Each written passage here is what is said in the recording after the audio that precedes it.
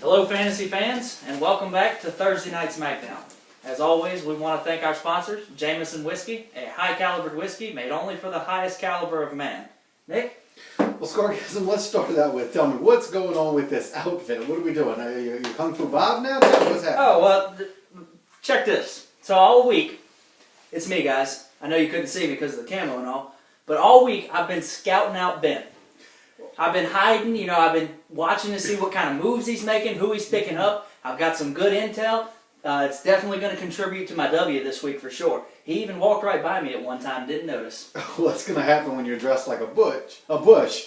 But let's make sure that you haven't taken too many notes from Belichick here, because we don't want to see another Spygate come out of all this. Oh, well, I learned from his mistakes. We'll just leave it at that. I don't want to divulge my secrets. Absolutely. Well, then, speaking of that, let's go right into this game's projections. Last week, it really had nothing of solid value. Nobody moved in the rankings. Nobody moved in positions. Everything said exactly what it is. So let's not waste time on that recap. Let's start out with, let's look at the Commissioner Jablomi Kunas's game. Tell me what your thoughts are on that. Yeah, my thoughts, King of the Kunas's, he's riding in a solid second place right now. He's definitely got potential. He's a very unstable team, though. He goes from 99 points one week to 220 the next, a league record. I couldn't agree more with that. I really see the commissioner with the ability to do well here. He's hungry for it. He just barely scraped his way out of that loser's bracket. First time in a winner's bracket. Absolutely. Last year he was right at the last week, determined if he was going to take the Sanchez Bowl for sure. That's right. So I think he's hungry for it. I think Kunas's was on a horrible downward spiral. He has since started climbing up, and it's really just going to depend on what team shows up for Kunas's. And again, like we discussed, the commissioner has such a foot ahead of Kunas's because of what he learned from Les Miles, what he learned with dealing with players, Saban. He learned under one great coach and one idiot. So well, that's true. But I'll let the fans decide which one's which. But on that one. But, definitely the commissioner, I'm going to go ahead, he did dethrone the king once this year already. He did? And it was a big to-do in the message board and everything. It was a hear ye moment for sure. And I think he can definitely do that again. I'm going to go ahead and pick Commissioner Jablomi this week. My pick is also Commissioner Jablomi. Thou sayest. You heard it here first, folks. All right, well, let's look at next. Let's talk about Game of the Week. We've got to look at WTF, hashtag hot self shot. Yeah, I'm going to tell you. Hashtag has been such a consistent player throughout the entire season. He has really locked himself into that top bracket. He most certainly has, and it's always, his losses have always been on the cusp of, a player here, a player there. Exactly. He hangs with whoever he plays. He does. He's had some tough losses. If you look at overall, he's the highest scorer, and if that's what we win by in this league, he would definitely be the champ. But it's not. We go by what you do each week with determining who you're playing with. And I'm going to tell you, WTF is not the guy I want to be playing against this week. Absolutely not. For several reasons. One, he knows his football from his football business. Well, the new soccer Roadrunners. You learn so much at that, especially when you're All-American halfback like that. You definitely do. You're really going to get a lot out of it. Not to mention, he's got Aaron Rodgers, Jordy Nelson. I know I like to harp on the Aaron Rodgers, Jordy Nelson thing. That's because they produce points. They most certainly do. But this week especially, with a Dallas Cowboys loss and a Green Bay Packers win, it clinches a playoff berth for Green Bay and home field advantage. That's absolutely true. So I think they're really going to want that. They're going to be airing it out. They're going to be look for that Jordy Nelson, Aaron Rodgers connection to be effective this week for sure. Definitely. Well, what are your predictions on that? Who do you see taking home the W today? I'm going to bet WTF all the way, folks. I'm going to have to go WTF. Hot shot, hashtag, I'm sorry for you, but that's just how we feel on Thursday Night SmackDown. Well, let's look at the 5-6 game, which is Beats by Ray, Mohlberg. What are your thoughts? I'll let you start, and then I'll finish it up. We got number 5 playing number 8. Beats by Ray playing on basically a playoff. You got your own home field bye week, first round bye week for sure. I don't see Mohlberg. He definitely made the right decisions toward the end of the season, but I think it was too little, too late. He started picking up great players. He's picked up a few this week. I just don't think he's going to have the right set to we were hoping the same. Us at Beats are really feeling the same way. We don't think he's going to have the right magic. But hey, like you said, he had a lot of big pickups, a lot of big trades right at the end of the season that may pay off for him. He's picked up a few no-name players that I think are just some long-shot gambles. But hey, that's what 8th place has to do. They've got to take the gamble. If you pay attention carefully, if you look at the no-name players he picked up this week, If you Google which players should I play this week, that pops up as the long shot sleepers. I think that's kind of what he's had all season when he has been paying attention, getting his head in the game. Well, I agree. I think Beats is going to take the W this week and at least take me out of that Sanchez Bowl. Week 15 is what we've all been looking at throughout the league's history. Hey, winning week 15 is what matters. If you're in the losers bracket, winning 15 and you can sleep easy the next week. That's right. Well, let's look at what some are a little concerned about this week. The Scoregasm Comeback King game. How do you feel? I feel good. I did some scouting this week. A lot of scouting. I had to pee on myself at one point because I just couldn't move. I couldn't go to the bathroom, so I had to pee on myself. And to be honest with you, it's not that bad. No. It starts off warm and fuzzy, then turns cold prickly after a while. But at first, it's not that terrible. Was any of that fear, or was it just wanting to stay still? Wanting to stay still. Okay. Wanting to stay still. I even laid in the ant bed. Because I'm going to tell you, I had a chance to sit down with Comeback this week, and he feels pretty good about this week. He thinks that it's going to be you and Mo in the loser bracket. If anybody's got the encouragement on the home side, it's Comeback. His wife has laid down the law that trophy is not. You saw the poll. It's we did. It's win or die. That's right. We had a great poll this week, and win or die is what Comeback has to worry about. So he's going to come out hard at you. Let's talk about the Comeback kid. Did you see any Did you see any of his pickups he made on the waivers this week? I didn't actually. We didn't discuss that in our interview earlier. These are the 3 quarterbacks that he has to choose from. Okay. I'll start with Johnny Manziel. Oh, that is true. That is true. That's a hit or miss. So absolutely. He's definitely rolling the dice on this one. And until this morning, the quarterback he had listed as his starting quarterback, Mark Sanchez.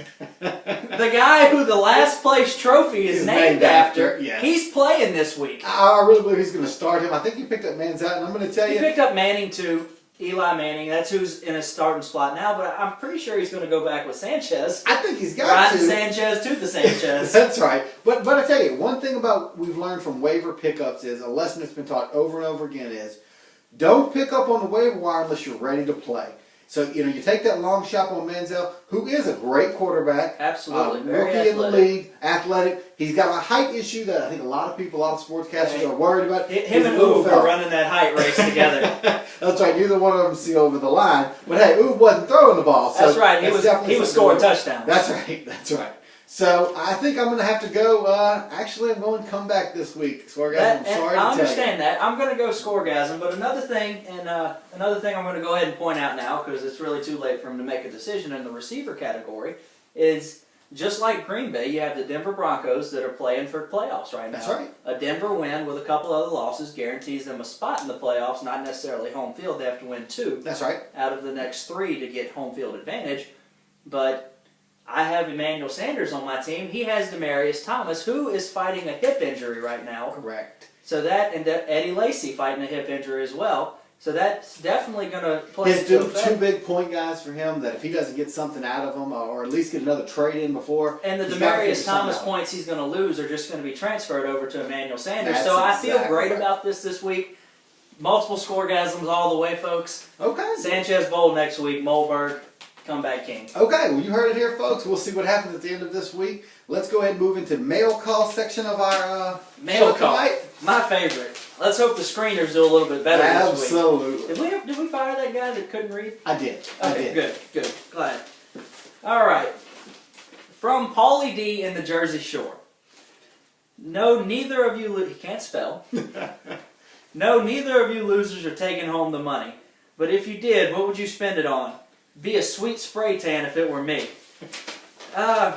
Interesting enough, Paulie, if I were in the winner's bracket and did win the money, I would purchase my good friend Nick here a nice toupee. Well, I can really appreciate Save him some Irish Spring money. I actually have one already. I just choose not to wear it. Okay. Thank you, though. If I were to win the money in this, I'm going to be honest with you folks. I'm a gun nut. I'd get another gun. Kunas is shouting out at you. Maybe one day your wife will let you purchase some more guns too. Hey-o! All right, let's look. Next we have Johnny Football in Cleveland, Ohio. Come on now. Picked up by El Ray. Cody's going down. Ladies and cash. Johnny out. Okay, Johnny, you might have had a few head injuries. That's not really a question. So I guess we'll say that I agree that, hey, Benny did pick you up. I think he needs to start you on that waiver pickup. But hey, you may want to watch those concussion protocols. Take that serious because that's just not a question. I'm gonna agree on the same. I hope Ben plays you this week because judging by how you ask a question with a period at the end of it, And I don't even think there was an acquisitive word in there? Nope. None whatsoever. Not one at all. Yes, please come back, King. Please play Johnny Manziel this week. All right. This is from Abishakalekum in Uganda. Okay. Looks like Haywood can't pick a QB to save his life. Just last year, two QBs and the one he plays is the one that scores less. Always. Who do you guys think he should give the start to this week? Well, let me just say, I want to answer this. For the love of God, not Drew Brees, because I need Jimmy Graham to perform, and whoever you pick is going to fail. Pick up somebody on the bench. See about if you can make a trade with Cody over here for Matt Flynn. Somebody. You've got to figure something out because you're killing me with Jimmy Graham. Stay away from my receivers, whatever their quarterback is. Pick someone else, please. I absolutely agree. Maybe you should pick up, I don't know, find somebody that's betting on a game and tell them you can guarantee it and play that quarterback. That's right. All right, next question we got in for you folks is Dick in Bush, Wisconsin. These screeners. Cody, this was directed at you. It's a rematch from last week between you and Benny. What are you going to do different this week to make sure you can repeat? Could you repeat the question? It's a rematch from Mr. Richard in Bush, Wisconsin. What are you going to do different this week to make sure you can repeat? Well, if you look at the stats throughout the year, I have the least amount of points scored against me. So my team hasn't been performing like it should, but everybody's team this year has performed poorly as well. Below par to their averages when they played me. So I'm just going to bank on that and hope my guys. I know I picked up Joe Flacco this week, who playing Jacksonville. What you're saying is you're sticking with your gun. You're sticking with your strategy. It's probably not the best strategy. It's not. I'm in the loser You're rocking bracket, 7. But again, you've said it early on. Week 15 is the week to win, so you've had a strategy early on. I started planning in week 12 what I was going to do in week 15. That's right. So, okay. Well, great question. Last one. From Tater in Greensburg, Louisiana. Garrett has been dominating the past 2 weeks. What are the chances he lays an egg in the first round? Folks, I'm going to tell you that's only going to happen if his wife lets him. Well, we found out last week that she's setting his lineup anyway. Again, We're both going Commissioner Jablomi this week. I don't think that golden egg is coming for him. I think he's going to end up probably looking like 6th place, something in that. But we'll see, I guess, when it's him and Hot Shot, according to our predictions next week. Yeah.